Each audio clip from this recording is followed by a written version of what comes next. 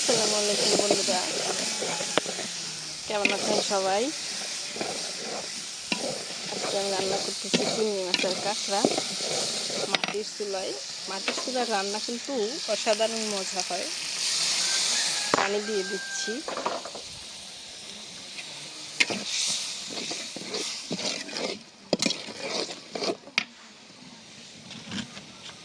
আমি আগে থেকেই বোম্বাই মরিচ দিছি 2টা, তারপরে দিছি পেঁয়াজ রসুন, এখন হলুদ দিয়ে দিলাম 1 চামচ।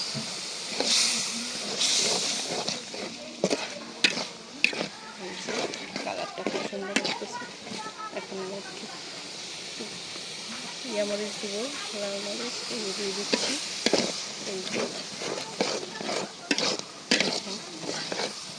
কালারটা কত সুন্দর আসছে।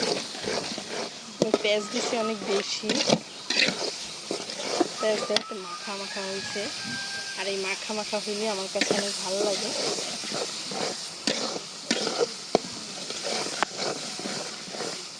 অনেক বেশি মজা হচ্ছে, দেখতে বোঝা যায়। দেখেন চিংড়ি মাছ দিচ্ছি।